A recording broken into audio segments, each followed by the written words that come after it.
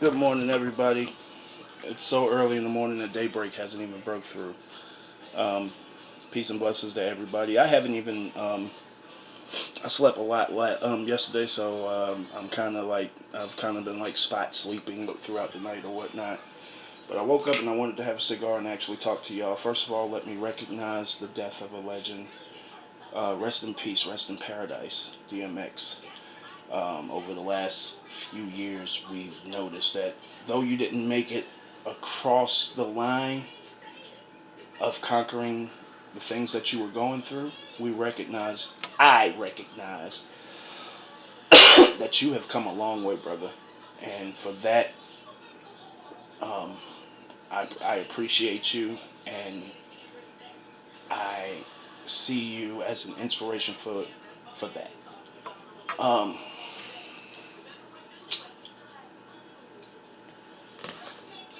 So when these things happen, y'all, I like to take these things and make them into teaching points or whatnot, y'all.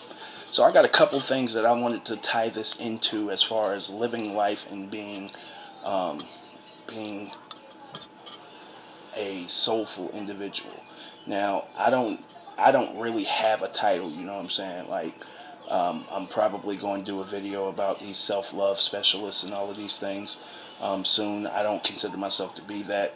But what I would say is, what I want you to do is take things that you see in front of you and reflect on those things. Look at those things, analyze those things, and try to find something that you can take out of it. And even sometimes, I may be trying to help you with that. You know what I'm saying?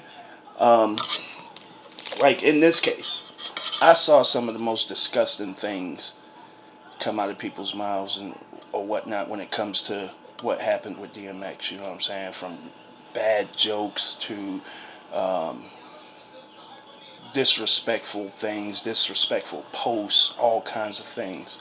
Um, all for the love of attention. You know what I'm saying? And that's where we are. And I understand that we live in a time where getting a laugh is more important to people than um, empathy and sympathy.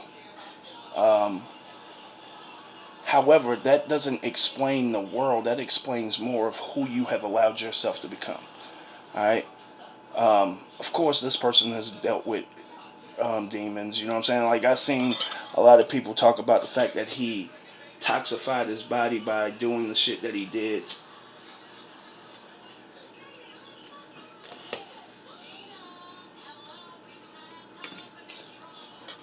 That he talks about himself as with those things or whatnot. And a lot of times, we really want to look at things like there's levels to this shit. You know what I'm saying? So some of those same people that would say, how does he get to this point or whatever? First of all, you don't understand addiction, which everyone is addicted to some things. All right.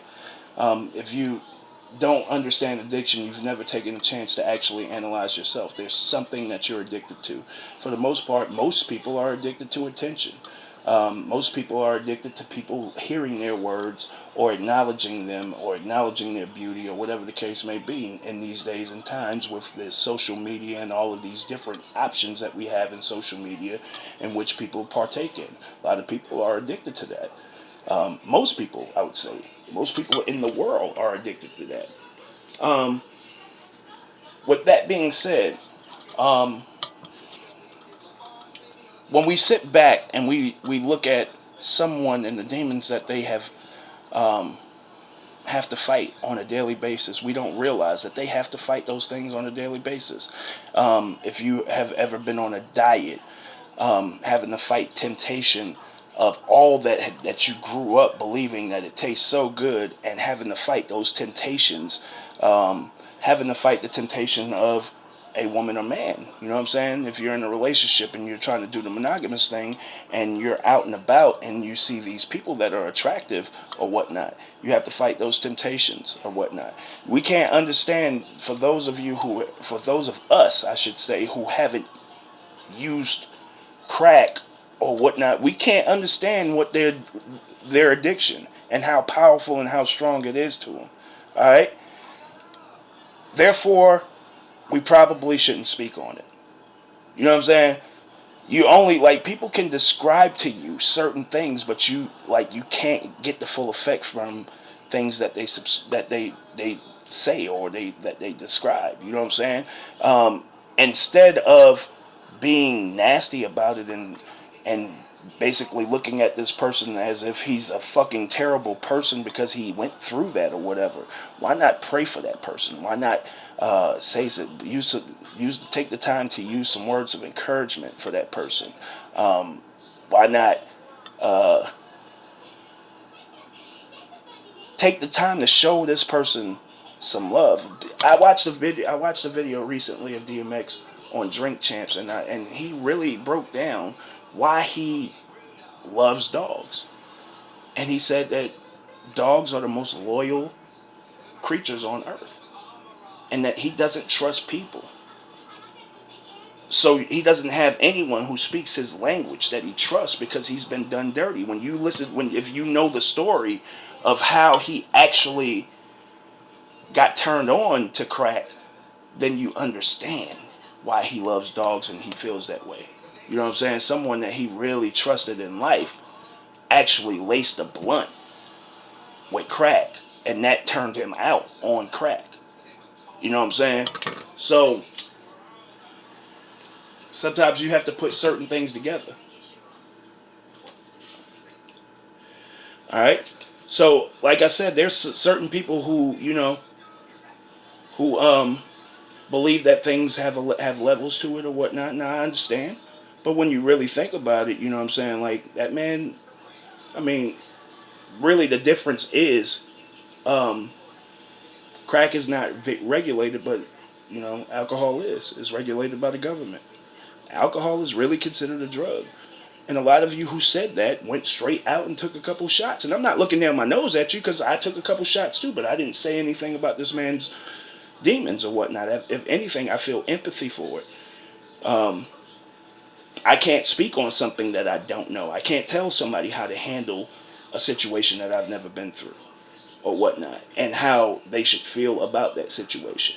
But the truth about it is, because the law says that alcohol is legal, it still doesn't negate the fact that it does some damage to your body. Doesn't negate the fact that if he smokes crack, that is really doing damage to himself. But if you drink alcohol and you get behind the wheel, you can actually go out and hurt someone who hadn't taken a drink all night. You can go out and hurt a kid, or hurt a child who hadn't even had the chance to live, and paralyze them, or even worse. But because the law says drinking is illegal, is legal, and you can go to any store or any corner and get alcohol, you somehow have gauged that to be better than what that man does. All right, so bad to me, good is good and bad is bad. You know what I'm saying? And we all have shit that we fight. You know what I'm saying? Why look down your nose? Let's start it. Why not start encouraging each other to be better? All right.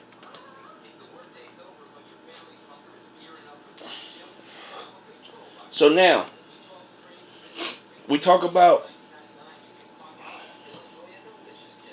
when we look at the things that celebrities go through, for some reason we start to look at these people like they're not even human, like there's some type of superhero or some type of villain or whatever the case may be, and we take these judgments and we go way too far with them. All right, these celebrities are human. They bleed just like us. They live just like us. They breathe just like us or whatnot. And I know, I get it. A lot of celebrities have this persona that comes out and really give this persona that they are somehow better than us because they have some type of money or whatever. So that makes a lot of people look at them a certain way. They either idolize that person to the point of God status, or they look at that person and hate them with disdain or whatever. And then and then you see them go through things, and you're cheering for that. And there's not a problem with the world, because even though the world has taught you to do that, it's more of a problem within you. Here's the reason why. If you buy a house You're not better than somebody. You're not a better person than somebody who rents a house or rents an apartment, or even a better person than someone who lives at home with their mom or lives at home with their parents or whatever the case may be. You just own a house. You're a little bit more set as far as going forward into the future. But that doesn't make you a better person. That doesn't give you the right to look down your nose at someone who lives in an apartment. All it is you've taken a step to those things that you want. Now here's the problem with that. A lot of times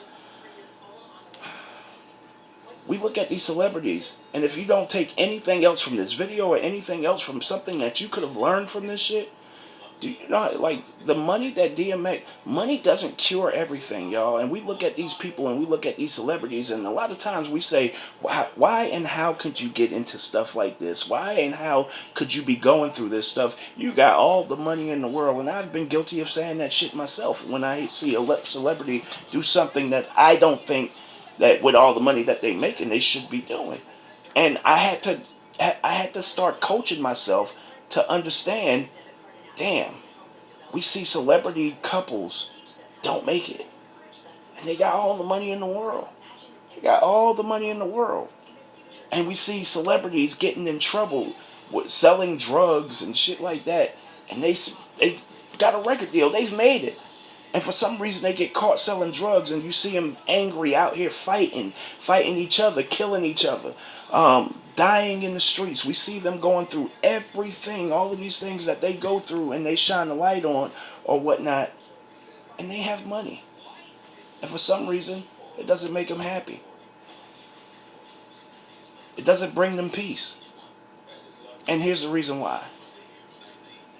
We all go out and, in a sense, sell our soul or sell our time to somebody. We all go out and we have to produce in order to survive, because this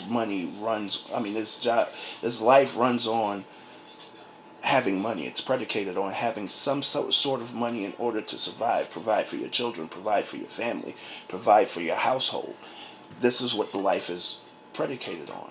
But those things, those new shiny things, and that's basically providing things that you need. You know what I'm saying? You have to have some kind of money in order to provide the things that you need, provide the things that your family needs, provide the things that your children need. You have to have some type of money. Now what happens is we get caught up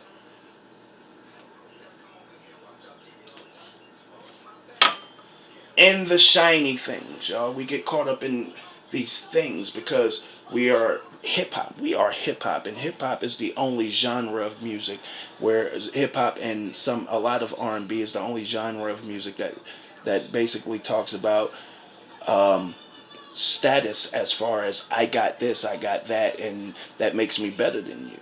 But at the same time, does it really? Because you can go out and spend $450,000 on a car. You can do that. You can go out and do that. And in about 3 to 6 months, that car is going to feel like driving a $30,000 car. Because it doesn't, like, it all of the shiny bells and whistles and all of that stuff, you'll eventually get tired of. We buy $1,000 phones now. $1,000 phones. And there's no way you can use everything that is on that phone unless you just have all day to sit there and fuck with that phone. If you are a regular person who goes and punches a clock, you'll never use everything that's in those phones that cost $1,000, $1,500, $1,200. You making an extra $30 payment on your phone bill because you want the newest phone or whatnot. Things that you will never ever use are on that phone, right? Because we are so compelled to get the new shiny thing. We're so compelled. If you don't have the new shiny thing, I will look down on you. If I'm buying a house and you're renting an apartment, my brother brought this to my attention. We were talking last night. My brother brought this to my attention. My brother said the only difference between buying a house and renting a house, and my brother's a buyer. The only difference between buying a house and renting a house is after 30 years or so, whatever the case may be, whatever the terms of your loan is, after so much time, you actually, it's yours. Okay? So, in essence, why are you so happy when you're going through the process? It's not yours yet. You're just doing what everybody else is doing. But you're so happy that you have to show everybody that you signed a contract, but you don't own it yet. And by the time you own it, you're old. You don't you like you go sign them deeds. You sign a 30 year, what's the name? And you said those deeds get signed over to you. You don't care to show nobody. You too old to even give a fuck. You just happy and you feel a sense of accomplishment, right? Now, what is it about that makes you better than anybody? So DMX, this is a man who has sold over 70 million records. And we look at the situation, like I said, we look at the situation and we say, yo, how could a person go through these things and they had all the money in the world? Because money is not the cure. Money is not the cure for it. It really ain't the cure for anything. Having your soul right and understanding who you are and what lane you in and what lane you want to go in is the cure to everything. Searching and seeking out true peace of mind, feeling loved, truly being loved, and acknowledging that's where you are is the key to life, I think. Not how much money you have or how much status you have as compared to such and such, compared to this person, compared to that person, whatever the case may be, but who you really are. And understanding that and accepting that and building on that. That's where it's at. And until you figure that out and you're able to build on that, you're going to be lost into the world. I'm not telling you not to chase your money, but don't let that money be who you are. Don't let that money change who you are, because at the end of the day, it's not the money that changes who you are, it's what you allow yourself to change into, which is probably a lesser version of the person who was broke. Because that person who was broke, that person you were when you were broke, is probably the person who had the most character, the most fire about them. And at the end of the day, that's what it is. Let's stop looking at people who have money and thinking, oh yeah, they got it all figured out. Because like I said, we watch celebrities who have all the money in the world, and yet they can't find happiness within each other. Because they're, a lot of times, the truth is they're probably living two separate lives, but trying to be together. Same thing that we do in our households now. Because I don't need you to be stable. But at the end of the day, being stable has nothing to do with monetary status. Being stable means your soul is good. You have peace of mind. And then you have potential. So you're not stagnant and you're building upon it. And I realize this is a long video, and I just wanted to talk about one other thing, y'all, before I go.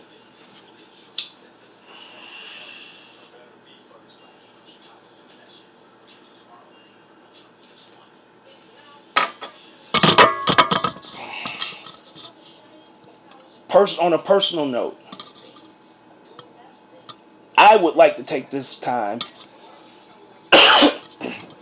to recognize the fact that even though DMX went through his struggles or whatnot, I would like to recognize the point that I recognize the improvements in him in his soul. And like I said, even though he didn't cross the finish line and was able to say, you know what, I kicked over the last few years. You know what I'm saying? Like I've watched videos that he was putting out, and you know what I'm saying. I've watched things and felt like he spiritually grew. You know what I'm saying? So I choose to look at those things. You know what I'm saying? There isn't an album that DMX put out, I don't believe, that he didn't have prayer. So he always took the time to do what wasn't particularly in our culture and in hip hop culture or whatnot. He always took the time to do what wasn't necessarily popular. You know what I'm saying? No, not you don't really hear a whole lot of artists actually speaking about God or whatnot, and actually taking the time to pray for you, to pray for himself, to pray to let you know exactly what it is that he's gone through. You know what I'm saying? And to open himself up spiritually to us, to all of us who listen, took a big man. And as I sit back and now all of these videos are now coming up and resurfacing things that I haven't seen, and I'm studying these videos or whatnot, I really feel like even though he didn't make it to the promised land as far as kicking, I still feel like there was such an improvement in his soul and in his spirit over the last few years that I feel the need to actually have to recognize that publicly. You know what I'm saying? Not too many people recognize positive stuff anymore. You know what I'm saying?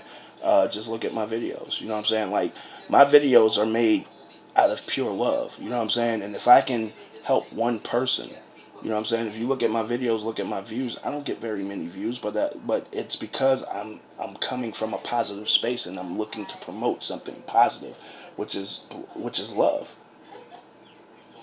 And people don't want to hear that. Yet I don't stop. I don't stop. I believe I'm 100 videos in now.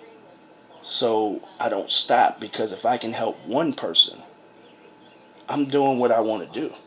If I can help one person see things from a different side, see things from a different perspective, I'm doing what I want to do. And actually gain some type of understanding of what it looks like on the other side. I'm doing what I want to do. Alright? So I wanted to take a minute to just acknowledge the fact that he grew. And the reason that I want to acknowledge that is because we all can grow and we all can continue to grow and we all can continue to learn or whatnot. And we all can continue to better ourselves. That's on us. That's up to us. It's not left